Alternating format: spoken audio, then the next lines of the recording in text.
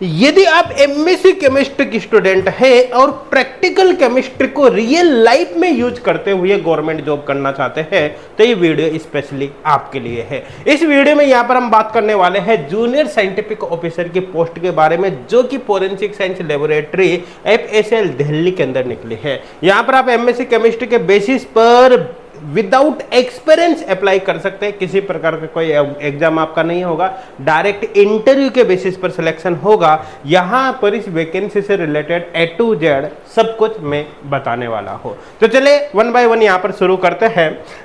सबसे पहले इसके ऑफिशियल वेबसाइट पर यहां पर चलते हैं। ये ऑफिशियल वेबसाइट है, लिंक आपको डायरेक्ट डिस्क्रिप्शन में मिल जाएगा।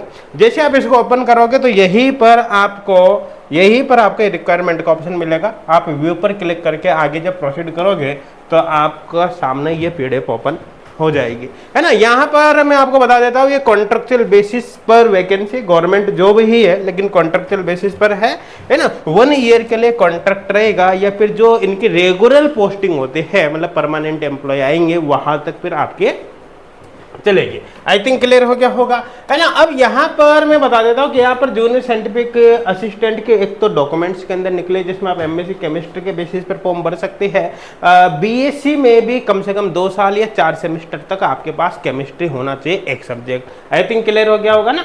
तो एमएससी केमिस्ट्री प्लस बीएससी में कम से कम 2 साल या 4 सेमेस्टर तक केमिस्ट्री आपके पास होनी चाहिए, है ना। इसी तरह से junior scientific assistant HRD QC quality control के अंदर भी निकले एमएससी केमिस्ट्री के बेसिस पर, इसमें भी भर सकते हैं विदाउट एक्सपीरियंस, है ना। अब यहां पर अगर बात करें तो जूनियर साइंटिफिक असिस्टेंट जो डॉक्यूमेंट है इसके 5 पोस्ट है। ये ओबीसी की 4 है और एससी के 1 है, आप यहां पर देख सकते हैं। इसी तरह से जो junior scientific assistant HRD QC, इसमें 1 पोस्ट है, ओबीसी की पोस्ट है, ये आप यहां पर देख सकते हैं। अब यहां पर अपन आगे देखते हैं, देखो ध्यान देना, यहां पर आपका काम क्या रहेगा। देखिए जूनियर साइंटिफिक असिस्टेंट की पोस्ट है, तो कुल मिलाकर जो सीनियर्स रहेंगे, सीनियर साइंटिफिक असिस्टेंट एक तरह से मान लो आप उनके असिस्टेंट के फॉर्म में आप काम करोगे, तो आपका जो काम रहेगा ना यहाँ पर लिखा हुआ है। कुल मिलाकर जो क्राइम सीन्स वगैरह रहेगा, वहां से एविडेंसेज को कलेक्ट करना, रिपोर्ट वगैरह तैयार करना, है ना, उस तरह का काम बेसिकली आपका यहाँ पर रहने वाला है। आई थिंक क्लियर हो गया होगा। साथ के साथ जो वाल्कन इंटरव्यू होगा वो आपका पास दिल्ली में होगा। यहाँ पर आप एड्रेस देख सकते हैं, आगे इसके बारे में और बात करेंगे। जो सैलरी रहेगी 42,432 रुपये पर मंथ यहाँ पर फिक्स आपके रहने वाले। अपर एज लिमिट 27 साल है ना। और एज की जो कैलकुलेशन है वो 28/5/2025 के अकॉर्डिंग यहाँ पर आपको करने, और यहाँ पर एज रिलैक्सेशन रहेगा रिजर्व कैटेगरी के लिए गवर्नमेंट नॉर्म्स के अकॉर्डिंग। आई थिंक क्लियर हो गया होगा। आगे यहाँ पर देख लेते हैं आपको क्या करना है ना। आप एलिजिबल है तो कुल मिलाकर आपको ये एप्लीकेशन फॉर्म यहाँ पर कंप्लीट फिल करना है।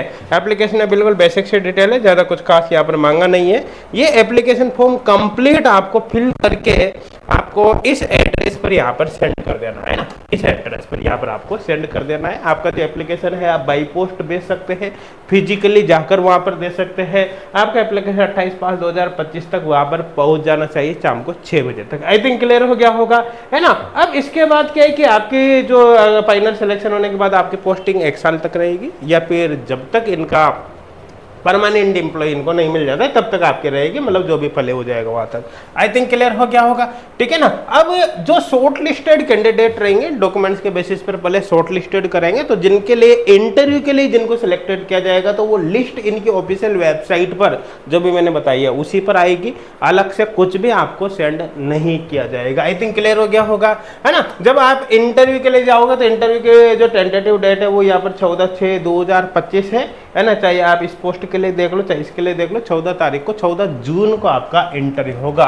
और फाइनली जब इंटरव्यू में आपका सिलेक्शन हो जाएगा तो इनका जो ऑफिस के अंदर नोटिस बोर्ड होगा वहां पर लिस्ट जारी की जाएगी, साथ के साथ ऑफिशियल वेबसाइट पर लिस्ट जारी की जाएगी।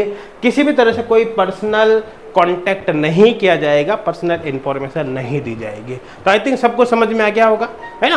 और अगर आप स्पेशली एमएससी केमिस्ट्री से रिलेटेड है तो भैया इस वीडियो को जरूर अपने फ्रेंड्स तक शेयर करो। साथ के साथ ही एच गुड क्लासेज चैनल को इसको जरूर आप सब्सक्राइब कर लेना ताकि आपको इन्फॉर्मेशन मिलती रहे। और एमएससी केमिस्ट्री के स्टूडेंट है तो H good classes application download कर लेना। एप्लीकेशन पर अलग अलग एग्जाम्स के free previous year paper syllabus वगैरह आप डाउनलोड कर सकते हैं। वहीं पर आपको बहुत सारा फ्री स्टडी मटेरियल मिल जाएगा जिससे आप अपनी प्रिपरेशन को स्ट्रांगली कर सकते हैं। Thank you.